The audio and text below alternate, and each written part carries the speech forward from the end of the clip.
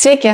Tai šį savaitgalį bandome išsirinkti vinilinės grindis. Truputėlį papasakosiu, ką sužinojau iš skirtingų pardavėjų. Šiaip nemažai tikrai daug gerų patarimų. Nuvažiavau, kaip ir matėte Instagramo įraše, tokia be namų darbų atlikimo jas rinktis. Tai buvo visai įdomu, nes tiesiog šviežia galva ir taip naujas lapas buvo, kuris pripildytas labai teisingų ir naudingų patarimų. Dar sustojam, prenumeruojam mūsų kanalą, paspaudžiam like. Ir važiuojam toliau. Renkantis vinilinės grindis labai svarbu atsižvelgti, kokia spalva, raštas, plotis, ilgis lentelių būtų, kad malonu būtų jums vaikščioti ant jų. Tai irgi prasitestuoti reikia, vaikščioti ir su batais, ir su kojytėm, ir basom, įsivertinti, kurių matosi labiau purvas, ant kurių mažiau purvas matosi, kurios praktiškesnės. Na, čia žinoma, pagal savo kriterijus ir žinoma, intuiciją remkitės. Dar sužinojau, kad būna vinilinių grindų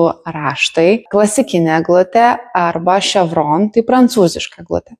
Mes rinksimės klasikinę, nes man tai labiau patinka, o aš tiesiog šitoje vietoje nusileidau. Pas vienus tiekėjus sako, kad vinilinės grindis yra gerai rinktis, žinant jau kokie bus baldai atspalviai, arba audiniai kokie bus, ten, sakykime, sofos ar užuolaidos.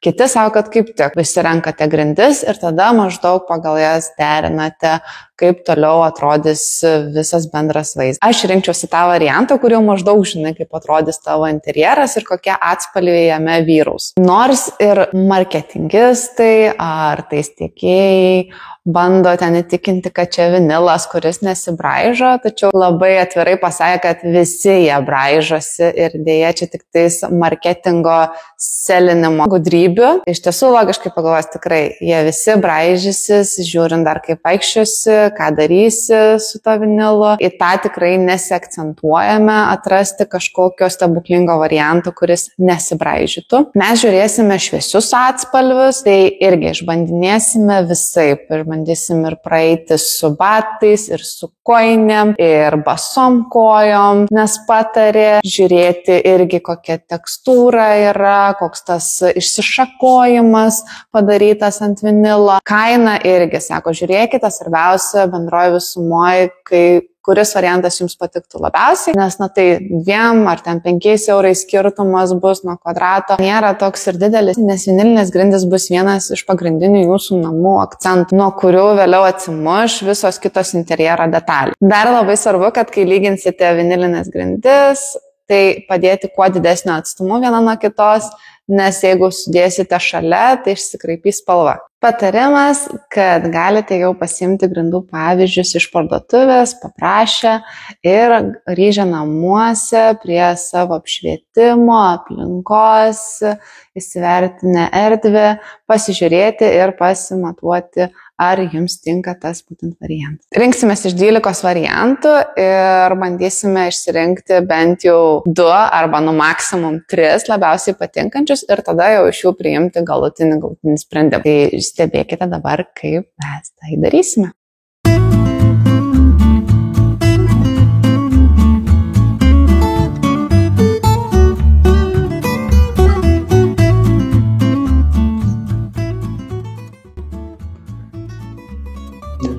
Šitą per tamsi ir per marga. Šitos per plačios lentutės. Spalvos netinka, nes tokia per šviesi, kita tokia kažkokia per ryža. Net labai tamsi. Ir to pačiu, žinai, kas yra, anksčios labai susilieja raštą, nesimato beveik pastebėjai. Tai vienas iš kriterijų, kas mums yra svarbu, kad raštas matytųsi dar ryškiai. O, tai gražiai. Spalva tokia nieko. Dar šitą palik. Šitas, nežinau, per pilką. Man kažkokia irgi nelimpa.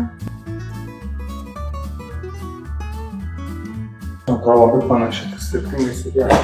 Man nepatinka šitą, kad į žalumą. Žalia pilka kažkokia keista. Kažkokia netokia.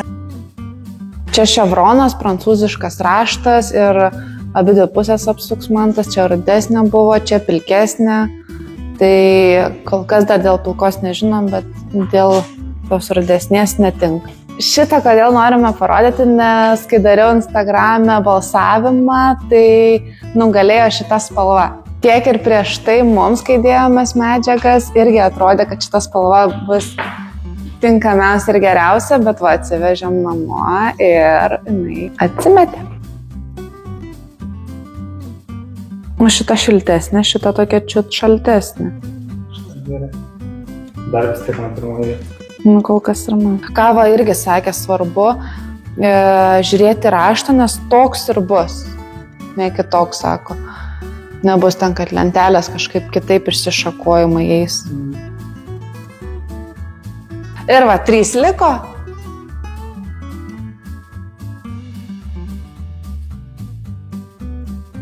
Tas tikrai ne. Ne, proti. Jo, jau galima kituot. Mūsų nugalėtojos kol kas yra šitos 2.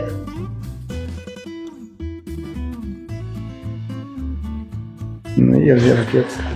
Bet aš nežinau, Antanos, man. Bet čia nuo tampo, Nu, va- iš ko toliau tą... Nu, čia tokia tava. Iš čia dabar nabėjau vienodai. Ai, jo. Tiesiog tampa.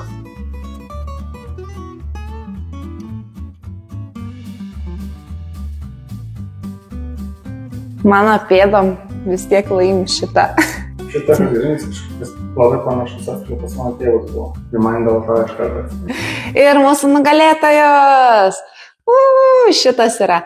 Jos vadinasi Parva River Oak Rone 41319 kodas. Tai išsirinkome jas, nes tiko mums lentelių plotis, spalva, raštas, kiekviena lentelė išsiryškina. Tai su antra vieta dar pakovojant, nes truputėlį spalva skiriasi, bet nedvėjojant, pasižiūrėjom dar kartelį ir nusprendėm, kad mūsų namų jaukumas sukurs būtent šitas variantas. Kodėl irgi pradėjome rinktis dabar grindis, todėl nes girdėjome iš draugų, kad tenka laukti ir 2, ir 3 mėnesius, kartais net ir pusę metų, kol gauna tiekėjai. Tai pradėjau anksčiau ir dairytis. Kadangi čia jau beliko pasidaryti lubas, dar vieną gipsinę sieną ir man tas pradėjęs jau glaistyti sienas, na tai kažkur užtruks apie 3 mėnesius dar, 4, tikimės, neilgiau. Tai todėl jau ir pradėjome žiūrinėtis grindis, žinodami tokius terminus. Tai samdysime tik tais išlyginamąjį sluoksnį, o man tas kai visą laiką neatsisako iššūkio ir bandys pats sudėti grindis. Tai laukite antros dalies vinilinių grindų dėjimo.